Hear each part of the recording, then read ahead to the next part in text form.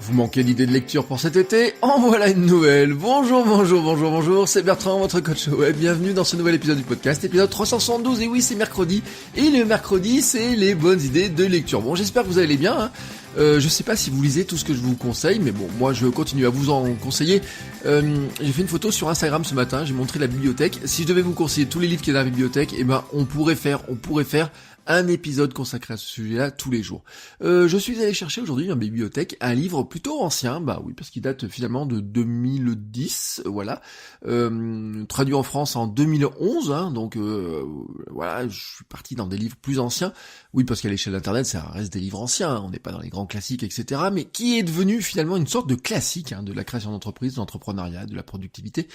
Ce livre s'appelle Rework, réussir autrement, de Jason Fried et David Heinemeier Hansson, que je n'arriverai jamais à dire, on va l'appeler DHH, voilà, comme ça sera plus simple, qui sont les deux fondateurs de 37 Signal, la société qui était derrière le gestionnaire de projet Basecamp, et maintenant la société s'appelle carrément Basecamp, hein, voilà, ils ont renommé la société.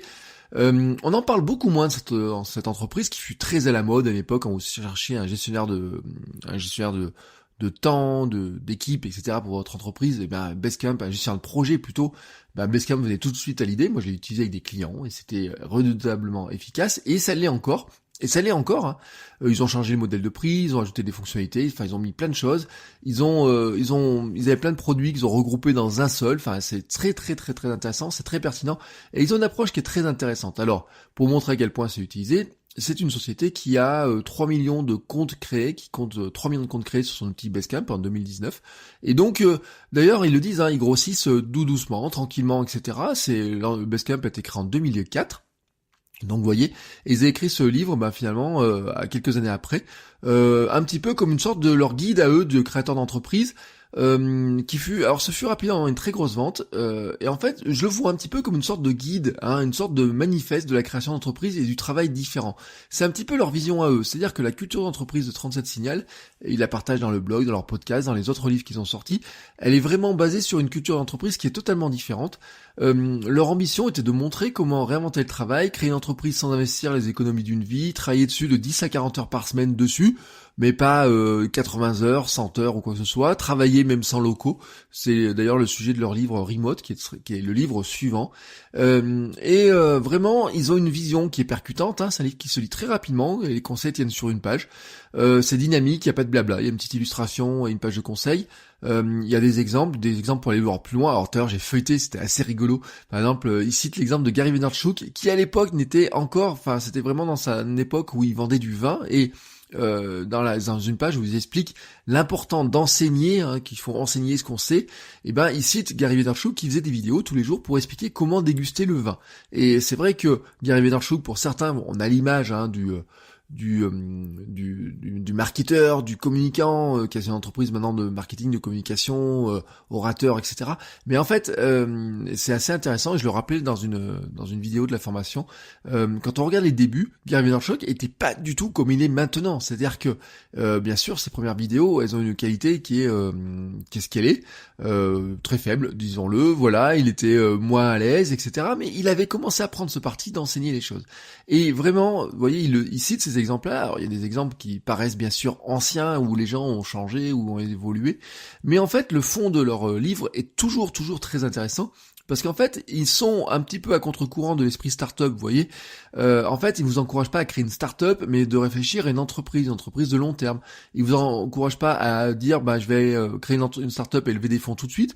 Non, en fait, pour eux, les levées de fonds sont un dernier recours. Ils vous encouragent plutôt à résoudre un problème, demander de l'argent à des gens pour résoudre leurs problèmes, et travailler dessus à partir de ça, c'est-à-dire arriver à grossir avec finalement ce produit-là qui va évoluer en fonction du besoin qu'on arrive à résoudre. Et le besoin qu'ils arrivent à résoudre, en fait, il est tout bête chez eux, c'était leur besoin à eux, comment gérer des projets, et ils ont créé un outil pour gérer des projets, et d'ailleurs ils le disent, une manière de développer son activité, c'est aussi de vendre les sous-produits, et Basecamp, le logiciel de gestion qu'ils ont finalement, qui est devenu leur premier produit, était finalement un sous-produit pour les aider à gérer leur entreprise, gérer leurs tâches, etc. Je crois qu'à l'origine c'était plutôt dans la gestion de création de sites internet ou des choses comme ça, j'ai pas relu toute l'histoire, mais il me semble que c'était à peu près ça. Alors, il déboulonne ainsi les idées reçues sur la création d'entreprise. Et en fait, ils enchaînent toutes les étapes ensuite de la création, comment démarrer simplement, avec une idée, etc. Progresser, améliorer sa productivité, faire évoluer son entreprise, la garder agile, leur vision de la publicité et du marketing, pourquoi finalement il y a plein de choses qui ne servent à rien et qu'il faudrait se concentrer sur certains éléments. D'ailleurs, un truc qui est très intéressant, ils disent qu'en fait ils embauchent des gens qui savent écrire, qu'ils soient développeurs, marketeurs, communicants, quoi que ce soit, ils veulent des gens qui savent écrire parce que quelqu'un qui sait écrire, c'est quelqu'un qui est structuré, qui est capable de structurer son esprit pour mettre des choses par écrit. Et en fait, ça se retrouve assez bien chez eux, parce qu'ils ont un blog, et dans le blog, ils sont pas les seuls à écrire. Il y a des salariés qui écrivent, il écrit à je ne sais pas combien de mains.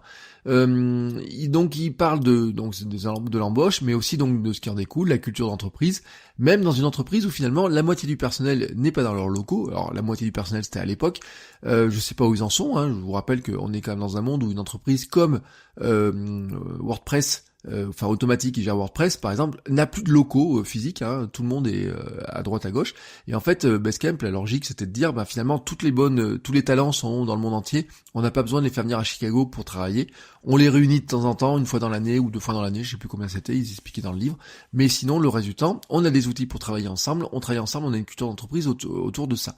Et en fait, bien sûr, ça fait un plaidoyer un peu pour leurs outils, mais le livre en fait c'est surtout un appel à l'action. Et je vous donne un extrait de la dernière page qui est vraiment très intéressante. Nous avons tous des idées, les idées ne meurent jamais, elles durent éternellement. L'inspiration, elle, passe. Comme le lait et les fruits, elle a une date de péremption. Si vous voulez faire quelque chose, vous devez le faire maintenant. Et c'est vraiment en fait toute la philosophie du livre. En fait, la philosophie du livre, c'est de dire si vous avez une idée, ne vous voyez pas comme étant quelqu'un qui ne peut pas réaliser. Il déboulonne vraiment au début le concept de l'entrepreneur. Ils appellent ça un démarreur. Soyez un démarreur de projet. Pas la peine d'avoir des grands objectifs, etc. Mais démarrez un projet, travaillez dessus, faites-le évoluer, faites-le grossir petit à petit, etc. Et vous avez compris en fait ce livre. Et là, je l'ai refeuilleté ce matin, parce que je suis allé chercher à la bibliothèque, je sais pas, ce matin, quand je me suis levé à 5 heures, je savais pas de quel livre j'allais vous parler, je suis allé chercher à la bibliothèque, et j'ai vu ce livre-là, je l'ai refeuilleté, et j'ai dit, c'est incroyable comme finalement, je sais que ce livre m'a beaucoup marqué, je sais qu'il influence beaucoup aussi ce que j'ai fait, et que finalement, en réfléchissant sur la manière dont je fais, la manière dont je partage avec vous, etc., quand je reviens dessus, je me dis, tiens, il y a des choses dont il parlait, je sais, je le fais aussi par moi-même, et je vous reparlerai prochainement d'un livre qui s'appelle The Company of One, je vous mettrai déjà les liens dans les notes de l'épisode, comme le lien de ce livre-là dans les notes de l'épisode. Je le dis au passage, c'est un lien affilié, donc si vous cliquez dessus, ça fait un petit peu d'argent pour financer le podcast. C'est une vision qui est totalement différente, c'est-à-dire que c'est pas la vision de l'entreprise qui grossit, qui doit avoir des centaines de salariés, etc. Mais c'est comment finalement on arrive à structurer un équilibre de vie dans lequel le travail et les projets ont une part importante, mais qui ne sont pas tout. Et il y a des conseils qui sont intéressants. Ils disent dormez à 5 heures, vous pouvez tout le monde part à 5 heures, on n'a pas besoin de faire des heures, de travailler très tard le soir, etc.